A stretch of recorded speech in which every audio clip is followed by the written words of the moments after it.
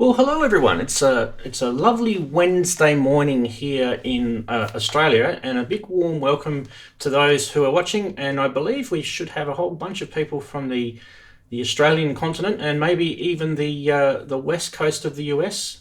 We are streaming at a different time, and this is actually a new segment. And I want to introduce the special guest I've got this week, and that's Andrew. A big welcome to you, Andrew. How you going? And Andrew's mic is muted. While Andrew gets his mic sorted out, I'll just, what I'll do... Is that better? Yes, okay. Now you can say hi to everyone. So, hi, I'm here. I'm actually here. Sorry, I'm still getting used to this software and I keep stuffing it up, so I do apologize. So, yeah, it's great to be here and I'm looking forward to today. Fantastic. Good. Awesome. Well, what we're going to do this week, and we're going to try and do this as a general sort of, maybe a bi-weekly or something like that.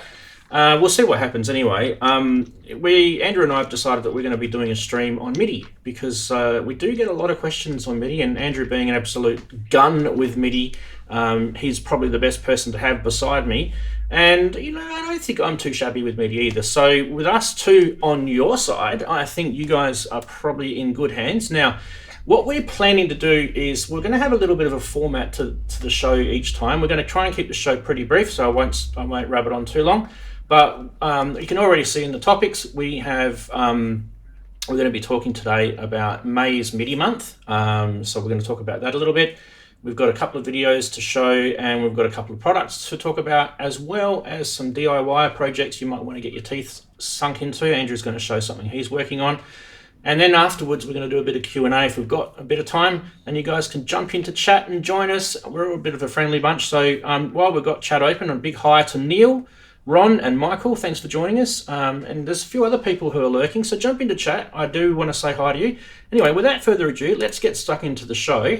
Andrew, what do you want to tee off with first? Do you reckon May is MIDI month? Do you reckon we'll do that one first, or it's up to you? What do you want to do first? Let's just talk about that a little bit. Although nothing's been officially announced at the moment, the MIDI Association, which is different than the MIDI Manufacturers Association, which is the MIDI Association run the MIDI.org website. And they're all interlinked, but you get the idea. But they have, usually they have a May's MIDI month. They will have one this year. And usually it's a bit of a subscription drive to fund the development that goes into the MIDI.org website. And there's some stuff that is coming this year, which I can't talk about at the moment, to really kind of help people navigate and get more MIDI information out there. But it also, allows them to get the articles on there and to just constantly improve that stuff.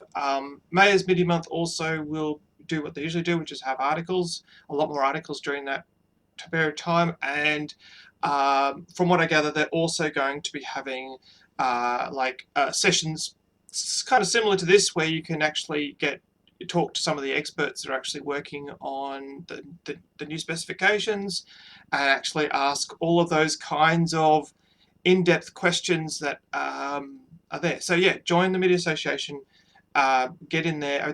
That's all free to do, and there should be some really good stuff coming out, and certainly about all the new profiles, property exchange, the new UMP packets and stuff like that. So you can actually get an idea. You can actually ask those questions, because last year they did actually have sessions for those, but it was actually really hard to talk about because the specifications hadn't been released. And now that the specifications have been released, I think we should expect some actually really kind of tricky questions and some harder questions and some more technical questions, which would be really good.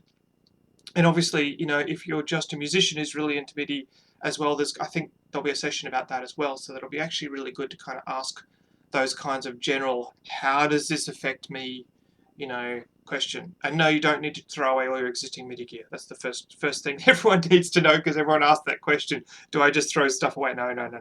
The original existing MIDI stuff will be fine for many, many years, if not forever.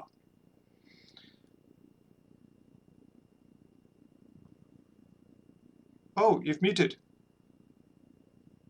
There we go. That's a drink for everyone. What would you say? Would you say May is MIDI month a little bit like an open day, perhaps, for the MIDI Association. Is that kind of how it is? So what sort of things have I done in previous years in that? So, like I said, last year they actually did sessions, because the MIDI.org website's really only been up and live probably for the last couple of years. So this is all fairly recent, I guess. But the last year they actually did sessions, a weekly session, where anyone could join. They've got some kind of like YouTube streaming. They've got their own software that does this. And the idea being is that you know, everyone can log in. You can actually talk to, they usually have a panel of about 5 or 6 people from various different companies. So last year there was people from Yamaha, Native Instruments, and Flooring from Bone Box was there. There was also people from Kurzweil, as well as other people who I should not have forgotten just then, but they are all on there as well. Awesome. And apologies to anyone I forgot. But the other thing too is they do a lot of articles. So that's the other thing too, is the MIDI.org has a whole bunch of articles that come out all the time. And I think last year they did a new article every single day. And they were ranging from the DIY stuff that we're kind of talking about, but also different musicians and how they use it, that kind of thing. So it's a really good free source of information. And I think that that's really good. So yeah, hopefully there'll be a lot more sort of announced as it gets close to the date as well. Fabulous. Well, that's a good little rundown on May's MIDI. Now, if you do want to get yourself involved in May's MIDI month, what you need to do is head on to MIDI.org website. Nice, easy one to remember how to spell. And you don't have to it doesn't have to cost you anything, but it is free to subscribe. And I do recommend you subscribe or join, because it doesn't cost anything to join. I've been a member of the MIDI.org since the website was up. So, and I can guarantee you they don't spam you with anything, really. I don't think there's very little amount of stuff that pops out of their website. So that's good. Okay, now we've got some news. Let's head on over to the news section. Let's go over to here. Now the news, there's a couple of news items, but I think the big one that a lot of people will probably be talking about today is this one, the Arturia Keystep Pro, because it is a MIDI.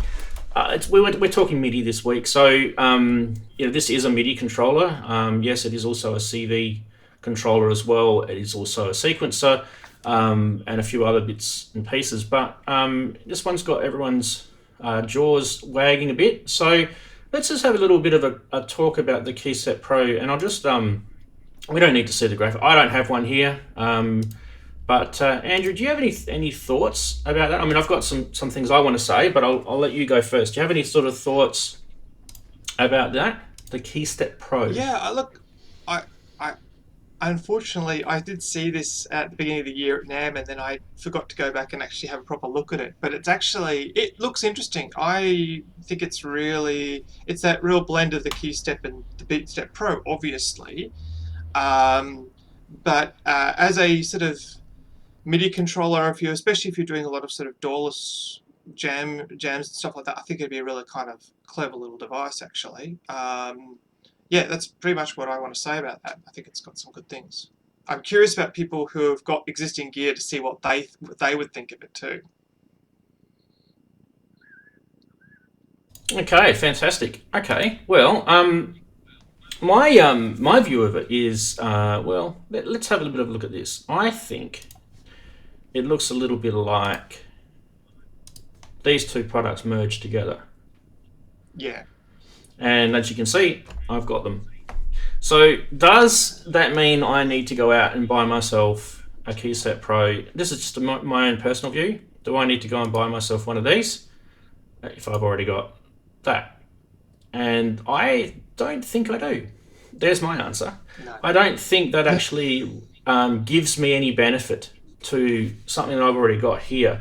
I don't need another keyboard that's bigger than this because I've already got them. I've already got, Novation and Roland keyboards already that are full-size proper MIDI controllers. I don't believe the whole point of MIDI keys for me is to keep it small. A small form factor, a small, you don't want this thing to be taking up a huge amount of space it's supposed to be tight, it's supposed to fit in with, you know, a smaller sort of workspace. So I don't really see the benefit of having a big mini keyboard. Secondly, I think, you know, the advent of the sequencers built into the Keystep Pro, it's pretty much the same. There are definitely some improvements that they've made in the Keystep Pro, but in my opinion, they've missed a couple of really fundamental things. And so let's just go back to our graphic of the Keystep Pro. So a couple of things that I think that they fundamentally word to pronounce in the morning. I believe there should be much more emphasis on the ability to assign functions to keys and knobs. Now this looks like it's already got everything all covered and assigned. So they're all pre-assigned functions and knobs, and I do believe that their software, the MIDI Control Center, will enable you to actually do things like map stuff to these things. So it will do that, but the actual ability for you to go into the actual, it's got an OLED display there just above. You can see sort of just to the right above the transport controls. There's no reason why they can't enable some of these knobs and buttons to be assignable sysex, for example. And something that really annoys me about MIDI is that they just really don't allow people to, you know, punch sysex into. They don't even, a lot of times they don't even really enable people to put in RPNs in either. So you know, in that case, it's kind of restrictive. It's really just what it's, you know, it's a controller that does what it's saying it's doing, and really at the end of the day, that may be limiting for you. You know, in terms of it being a proper MIDI controller, I don't think we could label it that, which is not what Arturia are labeling either. But I think it's missed the boat on that. The other thing too, I should mention, is there's a couple of things that it doesn't, the old one does that it doesn't do. So if you grab the old one here, you can see there is a append function on the old one, and the new one doesn't have that. So they've actually even left off some really cool, that was actually one of the coolest features with the sequencer with the old one, is that you could play some notes and you hit the shift and append button, play some more notes, and it would add it to the end of your sequence. So I've had a chat to a couple of people about, I won't say who they are, but they are well known in the Arturia world, and they have said, yep, they've left it off, and they don't believe they have the ability to put it back in because they've rewritten the whole keystep feature. So from that point of view, there's a little bit of negative, a little bit of positive. But yeah, there's kind of my thing. Now, I'll disclaim it here, I've never actually touched Keystep Pro, whereas Andrew, you've walked past it, probably you may have even touched it at NAMM. So yeah, I can't sort of speak from, you know, like a professional point of view, but yeah, I think the price is probably the other thing. Don't you agree? It might be a little bit pricey. €399. Yeah, it's Euro. US, and it's Oh, also, sorry, US. well, $399 US. Yep. Yeah. $339 here in Australia, Euro. it was $7.99. about $7.99 or $7. What did I see it for? Yeah, $7.99, which, you know, it's a lot of money. Though. That's just our dollar. Yeah. Ignoring that though, I think that there's also some. I think if you didn't already have those two and you were looking for something that did both of those, it'd be perfect. It's probably not a bad way to go. Yeah. Or you could just go and buy both of those secondhand and probably still save yourself some money. But the other thing too is there is some competition out there as well. I mean, you've got the Novation SL Mark III to consider as well, which is similar, not quite the same.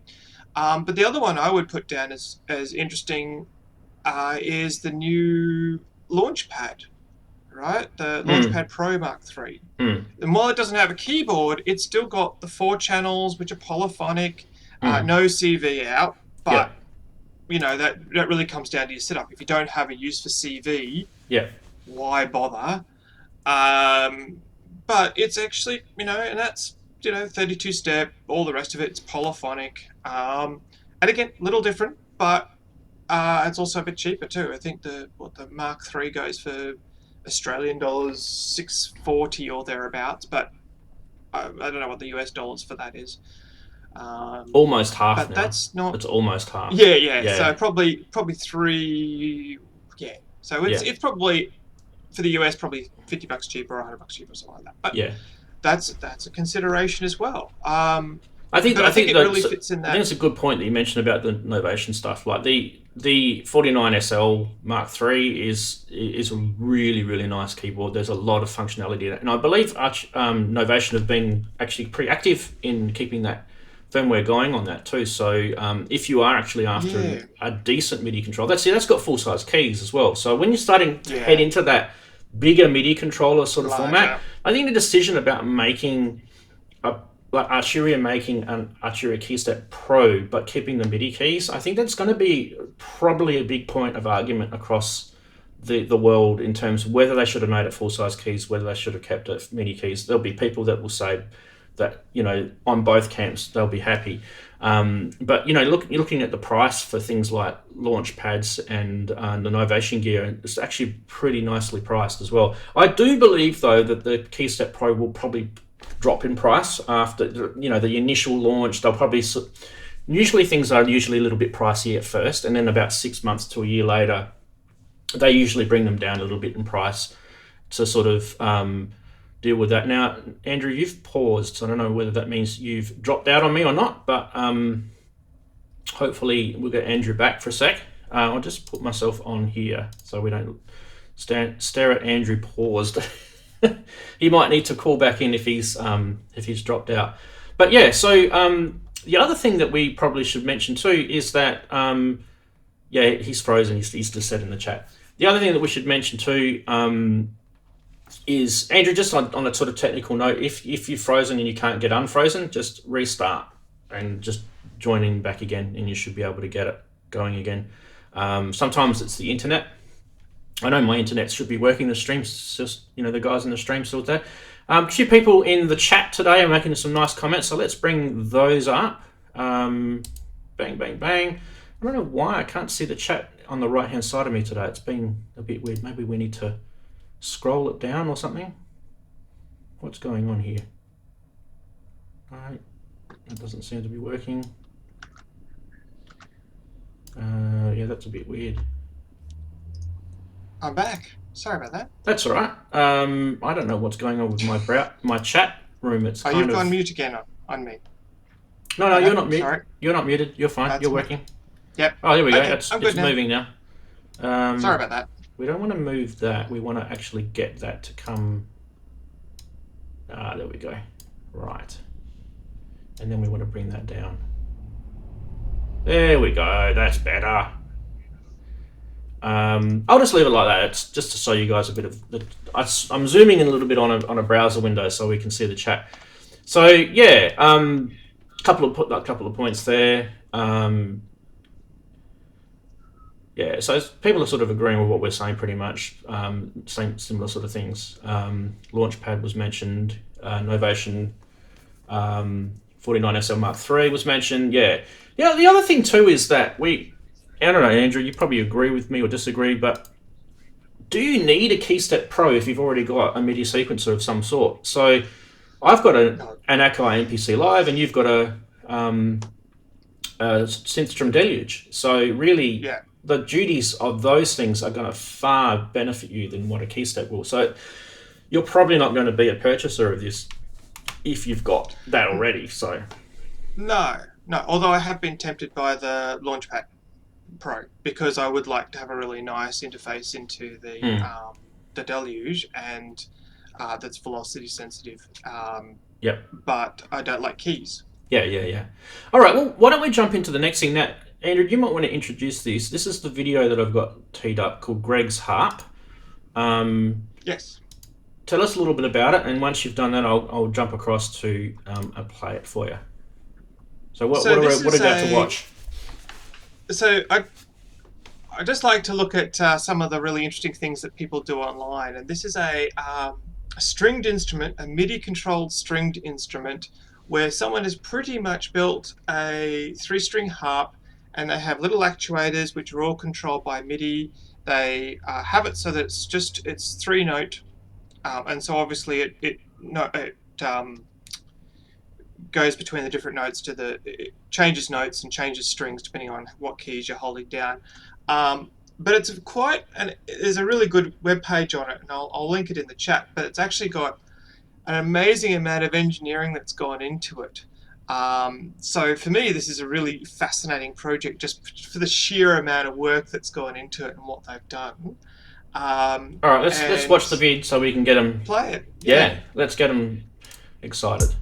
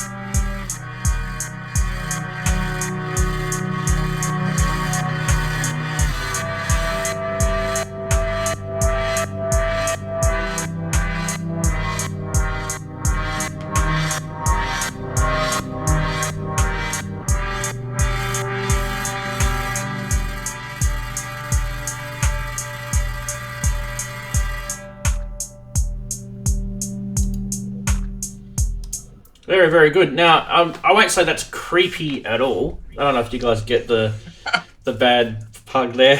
Did anyone work that out? The song is actually the creep song, isn't it? Definitely. It's the same notes. It's the same notes as the creep song anyway. But yeah, that's awesome. I mean, he's obviously done. He's got mechanical actuators and things to actually control the notes with. He's also got he's got the whole thing piped into his neutron as well. So just going back to that graphic, you can see he's got the audio going into the neutron, and then he's controlling, the neutrons being able to control, things like filters and LFOs and things like that. So it becomes almost synthy in a way, which is pretty cool. I really like that. It was a good pickup, and definitely a great use of MIDI.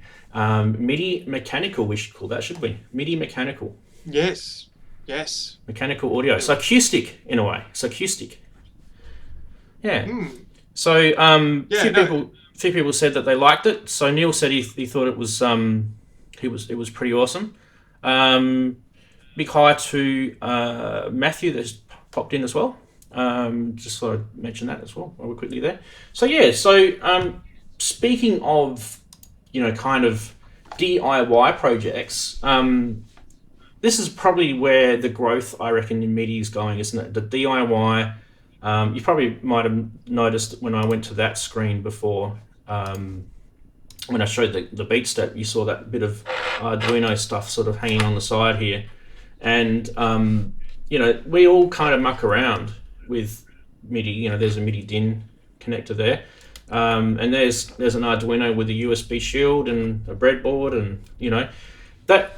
Andrew, you've got something that you've got mucking around with at the moment. Do you want to show us that? Yeah. All right. Let me just. Okay. So I'll start with the overall screen, and then we can go from there. So this is actually based on a project from a friend of mine called Drita, she has an ARC. One of these Zoom ARC 96s. She's got this is actually her keyboard here, and she's got a mono station. And hey, Drita, she's just popped up on the chat. But effectively, she's sort of been having trouble syncing them all together because the Zoom is USB only. The keyboard is USB, although it's got DIN out as well. The Novation's got both DIN and USB. And look, this is just a very, very simple little project so that she can actually centralize everything. And so what I'm doing is I'm just having there's a little old, very Raspberry Pi. I think it's a Raspberry Pi 1. So you could do this with any of these mini computers, but Raspberry Pis, and if you've got them lying around, and what it will do is it will act as a sort of a MIDI merge and slash hub, right? So Nice. the idea being is that if you don't need, if you've got a couple of devices, you need them all to be MIDI clock synced, or you've got things that are USB only, and you've got to try and talk to the MIDI world. This is sort of a way of just sort of managing all of that simply enough. So I'm actually going to go through the process of how to set this up. It's actually reasonably simple. It doesn't take too long. There's a couple of little gotchas, but other than that, it works really well, at least when I did this the first time, and I'm going to cross fingers and hope that it works the second time that I actually have to show this off. And the idea being is that, if you've got that kind of setup, it's an easy way, and it's a much cheaper way than buying lots of MIDI mergers and MIDI splitters if most of the devices you've got is USB, or if you've got keyboards that are USB only. So, all right, I'll go with this. We'll see how we go. So, by the way, if you're in the chat and you want to ask lots of questions about what the hell I'm doing, please ask, and I will try and answer them in real time. So, this is a fresh install of the Raspberry Pi software. I've logged in via the Ethernet to SSH. Now, I'm not going to teach you all of that because there's a heap of videos on YouTube. Go look it up. It's not super difficult. I'm connected using PuTTY on Windows. Sorry, let me start again. The version of the software I chose was the Raspbian Lite because it doesn't have the whole X Windows. So the idea is that once this is up and running, you throw it in a corner and then you forget about it. Okay, so let me go to the actual proper window because I've got so many windows it gets confusing. So first thing you need to install, first thing you need to do is go to root, just because it makes it easier. Okay, and then everything kind of just gets installed and it's done. All right. Can you, Rans, can you just take my label off that screen? Is that possible? Thank you. So first thing we want to do is we want to install Git, because the repository that we're going to use is sitting on GitHub, so it's kind of there. Enter. So I'll put a link to this also in the chat too of the particular. There's a whole heap. There's actually a bunch of people who are doing very similar projects with this one. This one's just a really simple one, and it works reasonably well. So the next, got to remember that I'm not on Linux, and middle click is not a paste anymore. So, why is Git? You just had some apt errors there when you were installing before. I'm glad someone was watching. I wasn't. Just do an apt-get update as well if it doesn't. Yeah. Yeah. That actually might be the other problems. Let me just. This is Ubuntu, is it? This is Raspbian. Yeah, which is based on Debian Ubuntu. Yeah. Yeah, you need to do apt-get update. Apt-get update. Yeah, apt-get update. I was trying to cheat and not have to worry about that. So what this is doing is it's getting the latest list of packages for the device. So if you don't know too much about Linux, you probably don't need to know too much, but you get a list of the packages, and all the packages are there for you to actually go and use it. Yep. So Ubuntu and Raspbian is all based on Debian. I mean, I've been using Debian myself for, since the late 90s. So it's a long time now. 25 years. Yeah. I guess.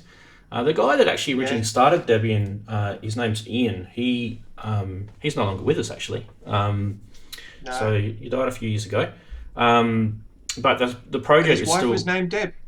His wife was named Deborah, yeah, Debbie. Which That's is why it's why they Debian. called it Debian, because it's Deb and Ian. There's a lot of thought went into the naming of that operating system. That last one's taking a little while to come through. This is all riveting stuff. I know. I should have been. I thought I was more prepared, but anyway. That's all right. We'll keep going.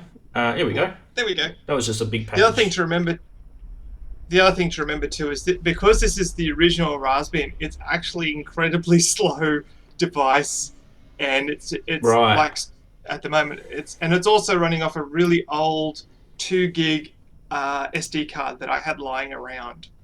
So it's kind of one of those things that it just takes that. So you can see, just for those who are watching at home, you can see Andrew is on the other side of Australia, and I'm on obviously the other side of Australia, and he's got his screens and everything shared, and he's streaming into me, and then I'm streaming it back out to you guys. So it's all. I love this technology. It's amazing. I'm actually enjoying it.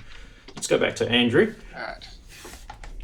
Take 3 of trying to do the git install. This should work now because you have got the updated package list. Yeah, look at that. Beautiful. Yeah, there we go. That looks good. Good old ARM yeah. CPU. Yeah, and this is, as I said, the first generation of the Raspberry Pi was pretty slow. I think this has got a total of like 256 meg of RAM or something stupid like that. So you don't need a lot of power for this. So once you've got it up and running, it's pretty low powered for all the stuff. What version of Raspberry Pi is this? Is this A 1, 2, 3? Which one is this that you're actually running? I think this is a. Hang on, I'll go to the actual that screen, and hopefully I won't knock anything that's actually running in the background here. I think that's it's the original 2011 model, so I think it's a Raspberry Pi A. Yeah. Model A. Yeah. Yeah. Wow, I've got one of those as well.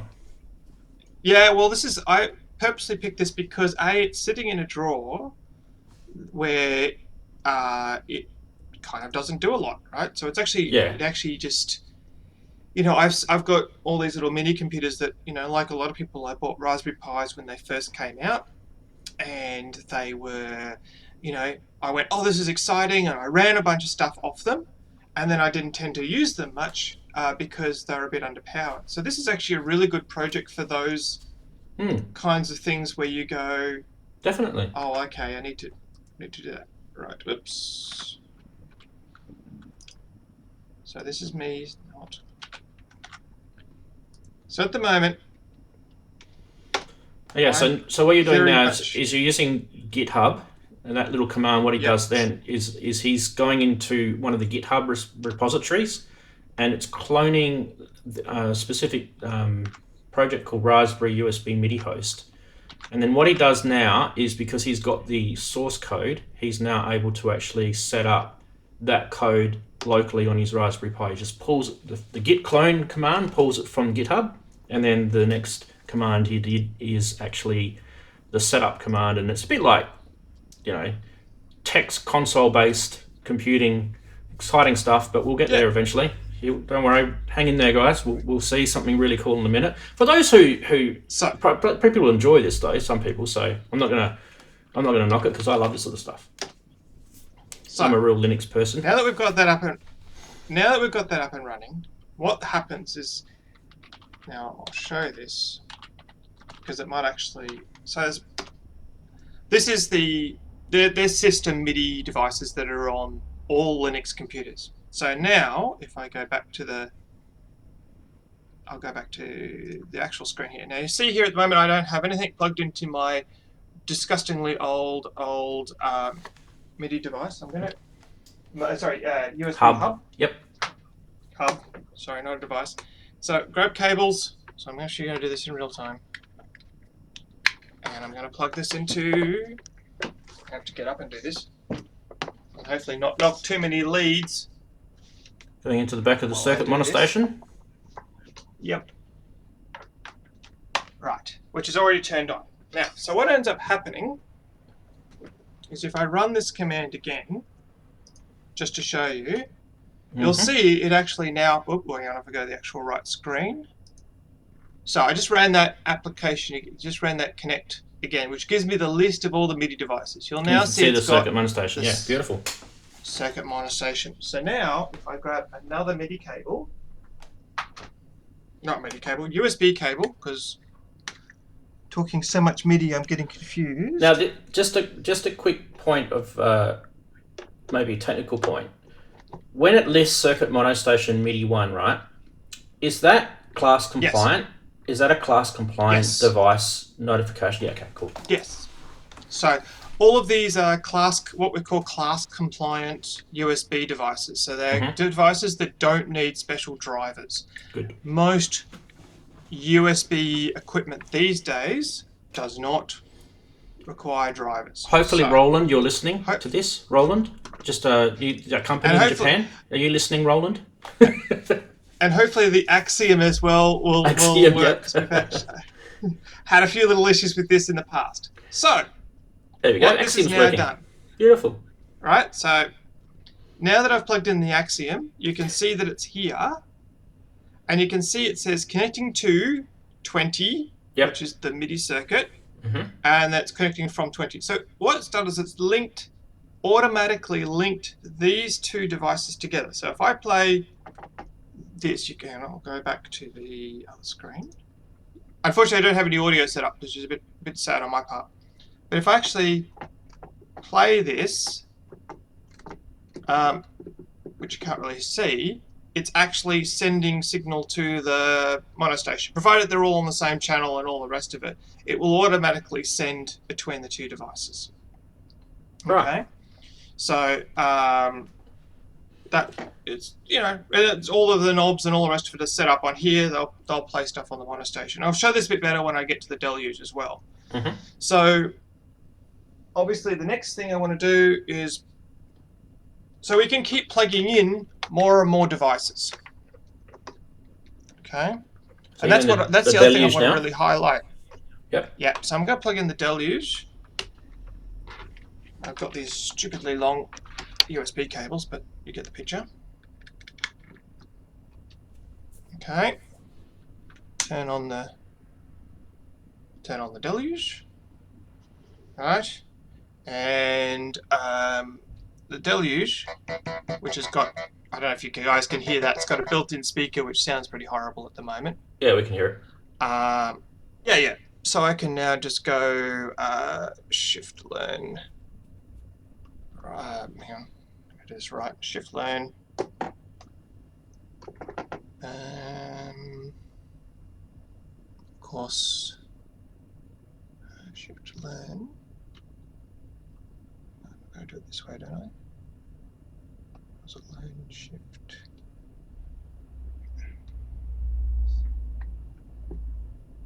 Okay. Just check to see if it's found your deluge first. Yeah, okay. So if I go back to here.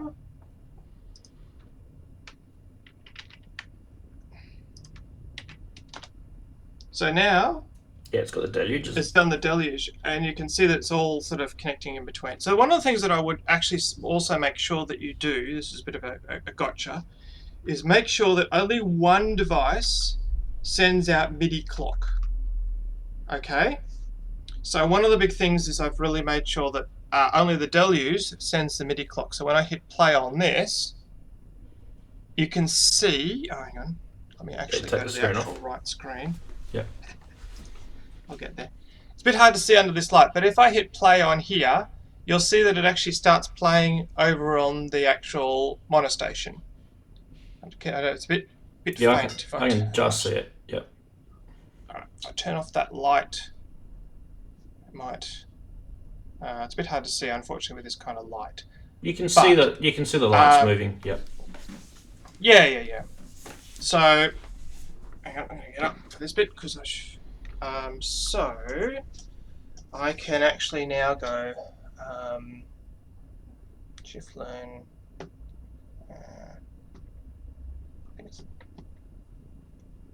Neil can tell me what I'm doing wrong. Because Neil will be in the chat. He'll be telling me what I've got wrong. And this is where I know I'm doing something. Oh, hang on, is it? Okay, there we go. That's what I was doing. Didn't need the shift. Yeah, thank you, Neil. You were right. So now I've got the mono station sending out its signal, controlling the deluge, which means I can now do tricky stuff where this has actually got a loop, and I can just hit record and play.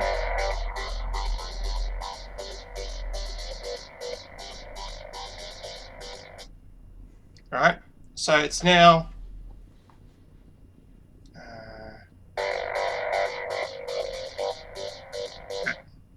I think it's actually not.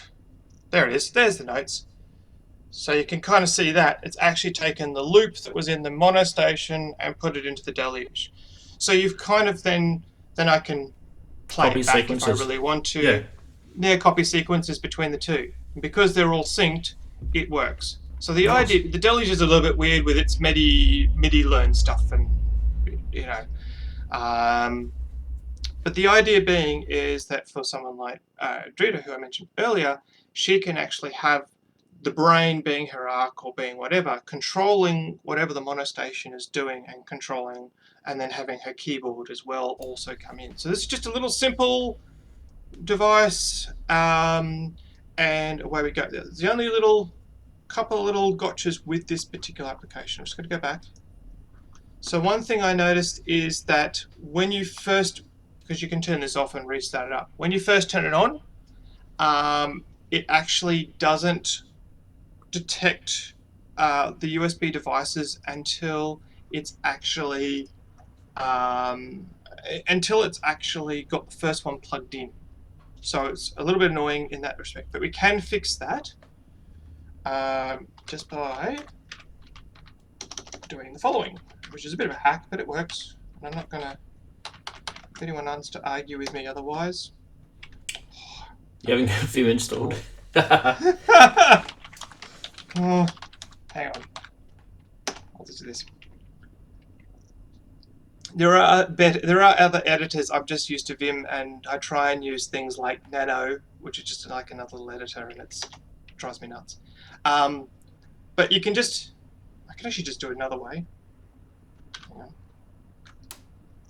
And I can remember how to do this.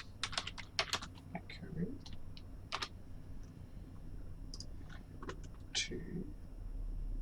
I'm just going to get the right thing.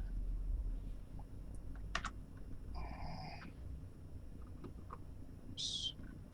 Keep doing it wrong.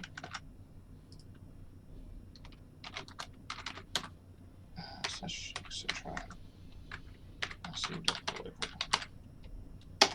So all it does now is it means that it will now start up. It'll now, if you've got a device connected when you start up.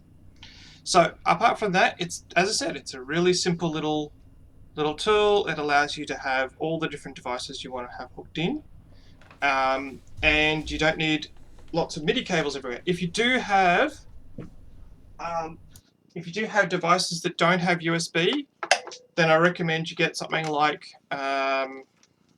this, which is a little USB to MIDI adapter. Don't get the cheap and nasty ones because they're horrible. And then plug that into devices that don't support, who just have used DIN. There are actually some other devices as well, the whole heap of them, but that's a good way to hook in your old stuff. So yeah, so go away, and if you get stuck, it's actually, as I said, it's just a really nice little way of hooking it all up. Simple project, doesn't take long. But I'll give you the link that I used, and as I said, there's a whole bunch of different ones that you can try out, but this was just the most simplest one to use. So there you go. Simple little DIY. Fantastic. Fabulous. Fabulantes. Well done. That was a really nice, sort of demonstration of sort of go to woe, I think. And there's, for those who are watching, you could probably make your own comment. Now, speaking of DIY projects, I've decided to open source mine that I'm working on right now. And you guys saw me show it just before, where I had the little Arduino with the USB shield. So it's just a standard Arduino Uno. It doesn't even really matter if it's an older one. Just making that point, if you do have one lying around, it doesn't matter if it's like an older version. This is a USB shield, and we need that because the whole point of this project is that I want a very, very simple USB DIN to MIDI DIN to USB host, which is what this will do. But they're a dime a dozen. A caveat to that is I also want this OLED display here to output something. Now that output could be configurable, and one of the things that we could definitely output may be like a MIDI monitor. Now the reason why I got the idea from was the guys from Bockus in the US, and sorry, not the Ukraine, I should say, not the US, and they made this beautiful device here, which is a MIDI DIN MIDI monitor, and that's just one of the firmwares you can put on this. But what it doesn't do is it doesn't do USB MIDI, and I thought the two together would be good. Now you're probably thinking to yourself, why don't I just steal the code from them? Well, the reason is it's a different platform, and it would be quite a lot of reverse engineering and things. So there's already code out there that does this stuff. So anyway, if you want to actually contribute on here, there is my GitHub project. There, it's just Rands-Adamson/MIDI on GitHub. Now it's an easy one to remember, and you can go and have a look at the files and everything that's in there. So you can see I've already uploaded the source code. So at the moment, the problem I've got is that I can't get it to do. I can get it to one or the other. I can get it to the output to the OLED display, or I can get it to the USB host. So, but I've only just started working on this, so it's only very new. Now that's one of the things I like about the world right now. We've open source has been out there for years. We can now start to use this to help each other. So someone might say to themselves, "I've been wanting a MIDI host, and it'd be cool to output the MIDI data because I can monitor or I can troubleshoot any MIDI issues I've got." So that's a really cool idea. So I'm going to jump on to Rands' project, and I'm going to see if I can help him. And maybe these things are all freely available. You can get Arduino, all this gear, Adafruit, place you can get it, or even the cheap Chinese places you can get it from, or even your local electronics store these days usually have quite a bit of Arduino stuff. Now my goal with this is to not finish it as a big, bulky, full-size Arduino, breadboard and all that sort of stuff. My goal is to fit it into a smaller, compact unit, and I actually will merge all the hardware across to the Arduino Nano series. So you've got Nano USB hosts and you've got Nano Arduinos, of course, and we may even decide to use 3.5 millimeter MIDI connectors on it just to keep all the size of everything down. And that little OLED display that you can see there is actually tiny. It's actually about the size of my thumbnail. It's really small. So we could fit that on quite a small, hobby sort of container and get it all sort of looking fairly small. And the only connections you would need in it are the MIDI in and out, the USB to power it, or even a DC to power it. You don't even have to have USB to power it, but I prefer USB to power it because most people have got something USB around that they can power it with. And then you've got your MIDI for the actual MIDI device in there as well, in which you can, like Andrew's done, you can connect it up to a hub and actually have multiple MIDI devices on it as well. And obviously your two MIDI DINs or your 3.5 millimeter. Anyway, so that's that project. Let us know in the chat too if you're enjoying this sort of stuff. What are we up to in the chat? If we got anyone? Yeah, we've got some people commenting. So this is kind of what Andrew and I kind of thought this is what this show is going to be about. It's this sort of stuff. It does get a bit geeky, but that's the purpose of it. It's so you guys can get geeky as well. So what else have we got to talk about, Andrew? I've just about forgotten my my list. I think the only last thing was the history stuff. Ah, yes, you're right. Yes. Okay, cool. All right. So, well, I don't really know a lot about this stuff. So what I will do is I'll bring up this graphic here. I'll just bring it over our faces. So this was something that was recently posted on social media. The $195. It's an old ad from Sequential Circuits Incorporated in the 80s, and this was a 64 sequencer by them, and you could see it was kind of like a cartridge, wasn't it, Andrew, that you plugged into the back of something, and The old Commodore 64, isn't it? I believe so. So let's have a look at this other one that I've managed to dig up. You can actually see the Commodore 64 in the top right-hand corner, and there was probably even some. I've got a Commodore 64 sitting behind me here. I've actually got a few of them. I'd love to get my hands on something like this. The retro side of MIDI. I mean, don't forget that Dave Smith was probably one of the founders, or was the founder of MIDI with the Roland guy. I can't remember how to pronounce his name. I do know who I'm talking about. He actually died recently too.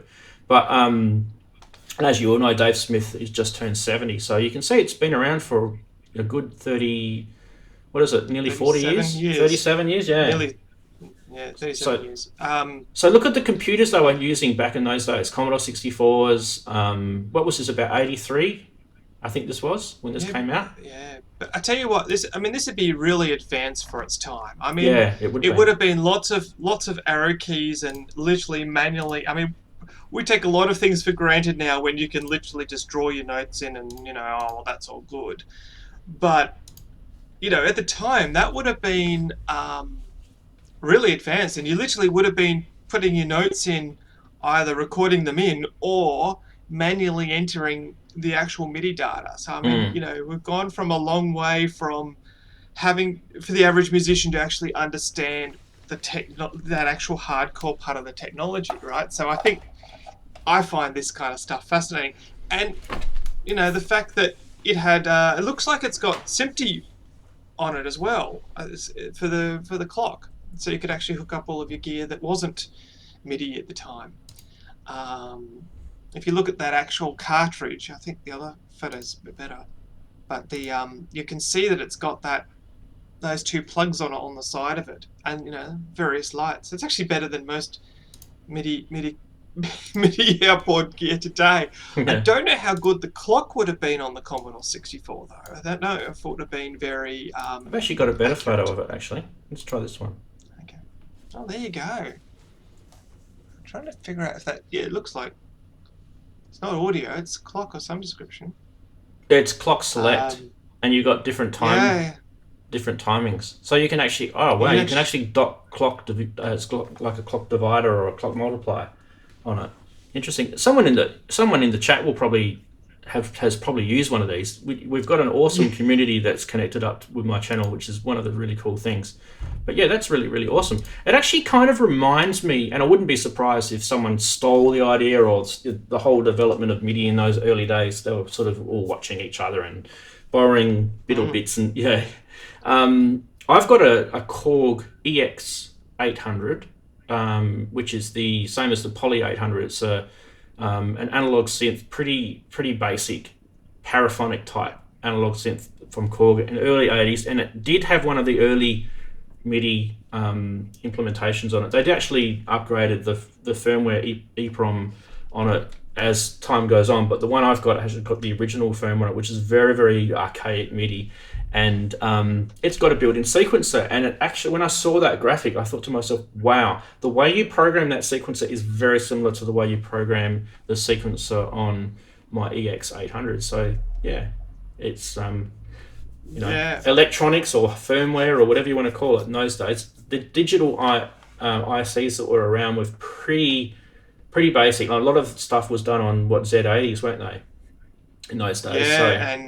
And old, what is it? What was the Mirage? Was a 6800, a version of the 6800, I think. I can't remember now. It wasn't before the 6800. Yeah, I can't remember. It's the same one that they used in a lot of gaming machines as well. Yeah. But But So yeah, guys, what I did. I was going to say, guys Sorry, in just chat, one quick thing. while we've got everyone here, guys in chat, if you want to make a comment or a question, I will put it down below. You can say what you want, Andrew. Sorry, I just wanted to show them this. So I'll pop your question down below like that, and we can bring it up. So if you do have a question, make sure you say it in the chat. Go for it, Andrew. Yeah, I was just going to say one extra thing I must admit I enjoy just because of the historical value is when you go back to the older black and white one, right down the bottom it says, please send $2. To find out more information. And to think that in the old days that people probably did actually sit there and go, oh, I'm going to send $2 just to get a brochure. We wouldn't even consider that these days. It'd be like if someone doesn't have a YouTube video and a full document and to download, we all go, oh no, sorry, I won't touch it. So it's for me, I can kind of get amused by that side of things of just paying for advertising material. Yeah. Well, I mean, it's like in those days that was the way we communicated, wasn't it? We had telephones and we had mail, and even fax machines. Fax machines, yeah. And we did have the sort of the early days of the internet, which was called BBSs. So we dialed up with our very slow modems. We had like 2400 baud modems, or even earlier than that, was probably even slower. And then we dialed up and we joined onto these text-based, BBS places. And then we could download these bitmap images, or we could there was software we could get sometimes, but a lot of it was text-based. It was like pre-IRC days, wasn't it? It was like you did have chat rooms, but they weren't IRC. They were like pre-IRC days. So yeah, but yeah. Don't show our age here. Don't show our age. Well, I mean, it's a bit hard for me not to show my age, but anyway. But I mean, we did show the Commodore 64 in there, didn't we? So look at the lovely monochrome TV screen that they've got it plugged into. We were never allowed to have the Commodore 64. It was much later. But yes, so that's I'm hoping I can. Someone's offered an Atari ST, so I'm hoping I can get that in at some point after all this is all over with the lockdown, and get that set up and demonstrate some of that if I can get it all running too, just for the hell of it. Well, if you ever need to borrow any Commodore 64 stuff, just give me a shout. I can always send it over to you. I've got Megas as well. So BBS's Love 1200 board says Twitch fetish. So there you go. So if you do have a question or a comment you want, do chuck it in and we'll display it. We can do a little bit of a Q&A while we're there. What else we can say? Especially if you guys have got questions about new MIDI stuff, because that's something that is still, a lot of people are still just getting their head around it. It'll be 12 months before we start seeing products, but if people have got questions about that, and if I can't, if someone else can't answer it today or I can't answer it today, then I'm happy to go away and find out those answers for you as well. Yeah. So Marcus is saying, probably use Marcus, I'd say, is saying morning from Greece. Geez, it must be really early in the morning in Greece there. I would say it would probably be, 3 a.m., 4 a.m. in the morning? Wow. Let us know, Marcus, what it is in Greece at the moment. I actually don't have the world clocks up at the moment. I'm impressed by his tenacity to be here. Yeah. I am too, definitely. It doesn't look like we've got many questions anyway, but I mean, look, if you've got another thing is that, he says it's 6 a.m. Okay, we do have a question. We've got one from Ron. I do have a question. Yep, here we go. We'll add it to the queue, and then we'll just waiting for it to update. It'll update in a second, so it takes 15 seconds for. There we go. So Ron's asked, the new MIDI stuff, will it use a classic 5-pin DIN, or will there be a new connector? It's a great question. Andrew, I think you probably should answer that one. Yes. So at the moment, so that's what we call it. Okay, going back historically, MIDI 1 and the 5-pin DIN have been sort of just joined at the hip. And it was later on, and because we all just consider that part of the MIDI spec, and then later on, USB MIDI came along, and that was the first separation of this the specification of communication versus the actual transport. So, and now we see things like Bluetooth MIDI and MIDI over networks and all kinds of things. So when we talk about stuff in the new specifications, there's the actual new packet format, which is all 32-bit word lengths, if you understand what I mean. So as opposed to the current ones, which are sort of 8-bit or single byte packets, these are 32-bit words, which is very similar to USB. So what's going on is there's lots of work about the transports, right, which is what we're talking about with the 5-pin DIN. So the first transport that's being currently worked on is USB, and there is work also being done on network. And I'm going to say this very, very clearly, as to what that looks like, if it will even happen, is a whole different kettle of fish I don't really want to get into, other than I know that there's a lot of people who are very interested in that. MMA is very, very particular about releasing information that's not, or talking about information that's not. You can talk about, oh, we want to do this, but we can't talk about, yes, it's definitely happening, this is what it will look like, until it's readily announced. There is some talk about doing some of the new stuff over 5-pin DIN, but there's lots of actual issues with doing 5-pin DIN, because 5-pin DIN is a serial communication. So it's lots of, how do we turn these 32-bit words, which are like 4 bytes, into a serialized communication. So that's a whole, there's lots of people thinking about it, and there are some very, very intelligent people thinking about it. What that looks like, when it will be, who knows, but I would say it's going to be at least a year before something like that would even be announced. It's not that, you got to remember, all the people that are involved, they all love MIDI, they all have keyboards, they all have gear, they all have old 5-pin DIN gear, so everyone's actually kind of keen. No one's forgotten about it, no one's going to ignore it. It's just that it's a very difficult problem to solve without people spending a lot of time on it. And there's also bandwidth limitations. USB is a much higher bandwidth, and the new specification has a lot more data coming down. So there's a whole bunch of things about, well, we can't run it at 31 and a quarter kilobits per second, right? So that's another concern, is that, how do we then make sure that the speed is actually up, that you can actually get a reasonable response? So yes, it would be great. No, I have no idea what it looks like. I hope that answers your question. I've been privy to something that you may not know about, Andrew. Well, you may.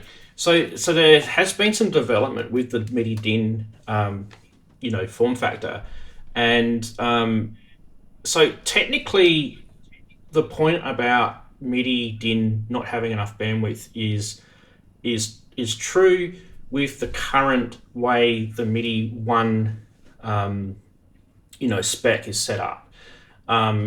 However, if you reconfigured the digital side of the spec and still use the same cable, you could get any sort of bandwidth. There's actually five physical copper wires that travel down that cable. Obviously you'd have to have power, you'd have to have ground, but there's still a lot of other cables in there. Now, the way that USB works is actually pretty similar. When you actually think about it, if you actually break a USB cable apart, there's actually very little wires in there as well. So technically, you could actually run quite a bit of bandwidth down. So I just wanted to mention that, because all it would just be it would just have to be a switch where you go from the old MIDI type, digital sort of protocol to a new MIDI digital protocol, and then you could get more bandwidth down that cable. That was just a small point. Now, I did want to quickly move on, because there's another question we've got. And that's from Artemis. He's asked, is the Jupiter X supporting MIDI 2.0? There we go. I know the answer to that, but no idea. Basically, well, I can answer that. The answer is that Roland have said that they will be embracing MIDI 2.0 once it's out there. They're actually one of the first to actually bring out a product which has actually got MIDI 2.0 on it. They announced that at NAMM.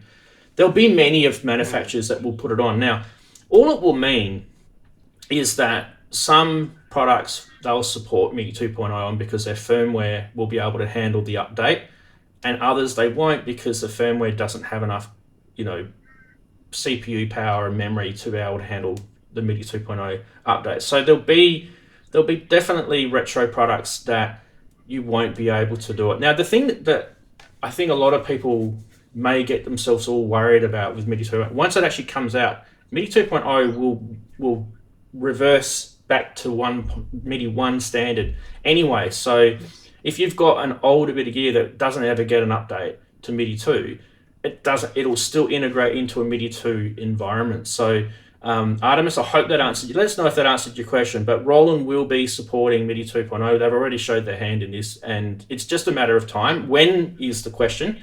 And that's up to Roland. I don't think they'll be doing it soon because really we're not quite ready to be, you know, making a sort of, what would you call it, manufacturing sort of rolling out MIDI 2.0 products just yet. I still think there's still, I don't know, timeline, but I still think this year is kind of the wrap up year, and then when that finishes and they start saying, right, we're ready to go, let's get out of beta and let's get into, you know, production. I think that's kind of more the question. Is that right, Andrew? Mm. Yep. Yeah, I think you pretty much hit on the head there. I think that there's a lot of stuff to do with firmware. There's a lot of things that can be done. Sorry, I'll start again. There's a lot of things that can be done with existing gear that works on 5-pin DIN as well. So, for example, of the 3 Ps, profiles and property exchange can both be done on 5-pin DIN and low-end USB and all the rest of it. So that's also a possibility. The biggest slowdown for the new sort of UMP packet stuff with USB is going to be getting the drivers into the operating systems, and that's going to be, who knows. There's a lot of work being done, but again, I think that'll take a while. But there's other things that can be done in the meantime. I think everyone's just waiting for a lot of specifications to finish and to be released publicly as well. So that's the other thing that's slowed down, and specification writing is slow and hard. Tell you what we could do, and guys in the chat, let us know. I think what we could do is next time we do a midweek MIDI stream, which hopefully will be in 2 weeks' time from now. So if you do like this and it's a subject right up your alley, make sure you hit the channel subscription. You guys know how to use YouTube. I don't need to tell you, but if you do that, we'll let you know just through the publishing of when the videos are coming up. I think next time, Andrew, I think we should hit that MIDI 2.0 topic a little bit again. I think that people are very interested in it. So maybe you could have another crack at demoing it again, maybe a little bit more refined. Do you reckon that would be a good idea? Yeah, I think what I want to do is go into some of the finer details of each bit, so I can actually show demonstrations of it. Like last time I just did sort of an overall kind of, here it is, here's some examples where we go. But I think that we can show some of the finer aspects of MIDI 2 as well. And just even if it's little snippets, we don't have to do it all at one time. Yeah, and I was just thinking too that Artemis has just asked how does the older spec sort of fit in with the new spec. Now the thing is, SysX, MIDI CC, NRPNs, they are the MIDI 1.0 spec.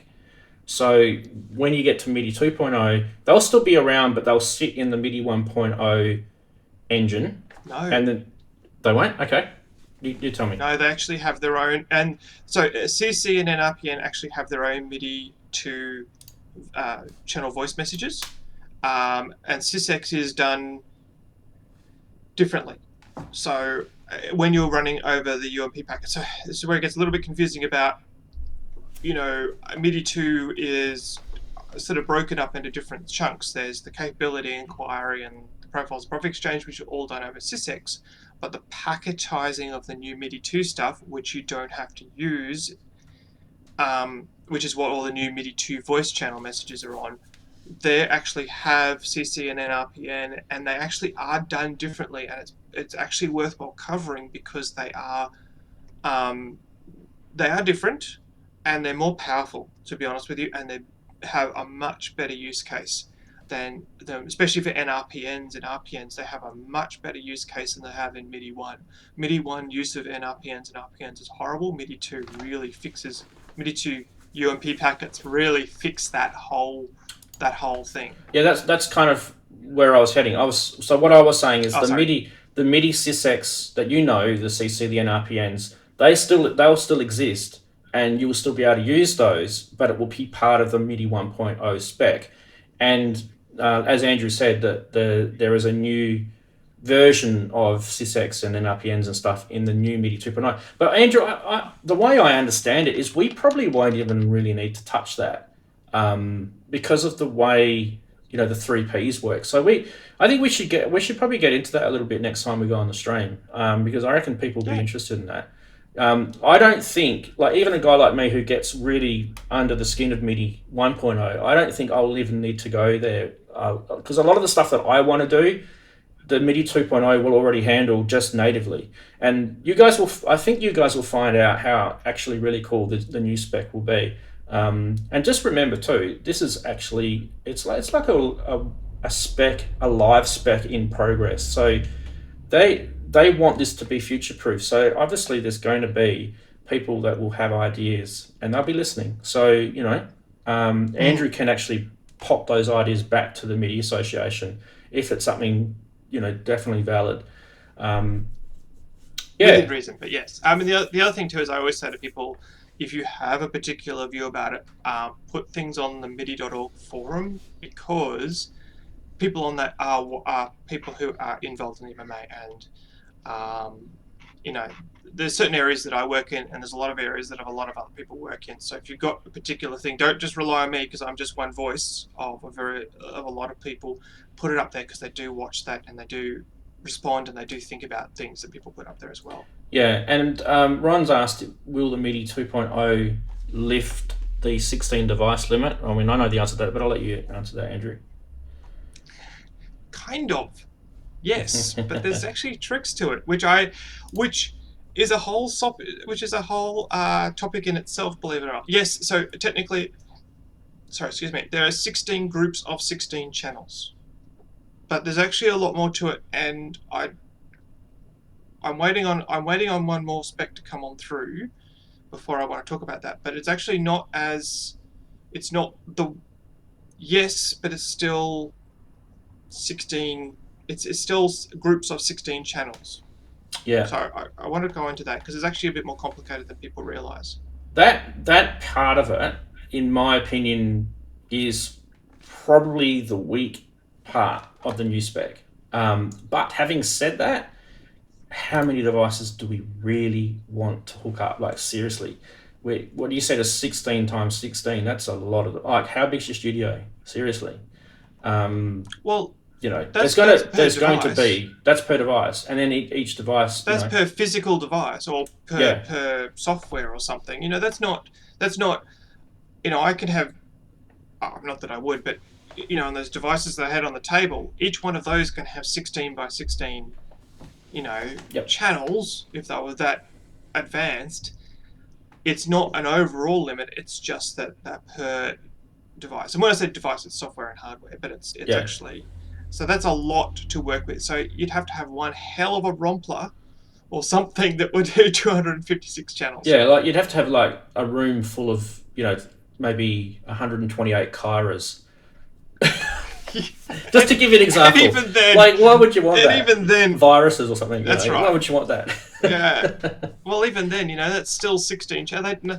Very few things have got the CPU channels to do good 16 channels of 16 channels of advanced audio as it is. Right? So when I said it's the weak point, it's still a limitation. That's what I meant by that. It's still a limitation, but the limitation is a lot less than what it is currently with 1.0. So, no matter how you cook it, there's going to be limitations to anything. There's going to be, we're going to probably in 30 years' time probably think, wow, MIDI 2.0, that's so slow. It's so crap. Do you know what I mean? Like, it'll be a limitation. We can't think of everything. There are a lot of really, really, that's right. really knowledgeable people behind this. And music is I think that the point to make is that playability and expression and that sort of side of it is kind of the front of what MIDI 2.0 is trying to get to. It's kind of, that's where 1 lacked. So that's the real, the real step forward that they've got in that whole expression, that whole playability, that whole ease of connectivity, less mucking around with mapping and stuff like that. That to me is probably where it's going to really help us. And yeah, look, I think we'll hit that topic next time. So yeah, definitely stay tuned. Thanks for the questions too, guys. We kind of went a little bit over time, but that's all right. We always do. I think we're planning this for like half an hour and 45 minutes. I think but we can work on us not like dribbling on too much. Hopefully we didn't bore you guys. Anyway, tell us if you enjoyed it, and let us know what you would like us to do. We'll definitely hit the MIDI 2.0 topic, but there's definitely other things that we'd like to talk about. I think we'll keep going with that sort of theme with DIY projects. We'll keep going with talking about something that's in the news. Then definitely we'll keep working on it. And if you guys have some opinions that you want us to share and discuss, definitely let us know. Thanks very much, Andrew, as well, and all you guys in the chat room for joining in. And on that note, I think we'll just wave goodbye and wish you all a happy... We'll see you Saturday, by the way. Saturday's still normal stream. Yes. Normal stream. I'm not stopping my Saturday stream. So that's 2 p.m. UTC time, which is probably not the greatest for people that live on the west coast of the US. But get up early or stay up late. Whatever it is for you. Anyway, we'll see you then. And Andrew, you might be able to join us again if you like, or see how it happens. All right, Andrew's frozen. Shall we wait? We'll wait for Andrew to say goodbye. I think it'd be rude if we just jumped off the stream without him saying goodbye. Just give us a sec. We'll just wait for him. This is the beauty of the internet. Now, I do have a really fast internet connection here. Well, really fast for me anyway. We were talking about 2400 baud before, weren't we? Oh, Andrew's back. There we go. Yeah. Sorry about that. I didn't want to leave without letting you say goodbye to everyone. So. No worries. Look, goodbye to everyone, and we'll hopefully catch you next time. Alrighty. Either Saturday or on the fortnight where we try and do this again. Yep. Catch you later.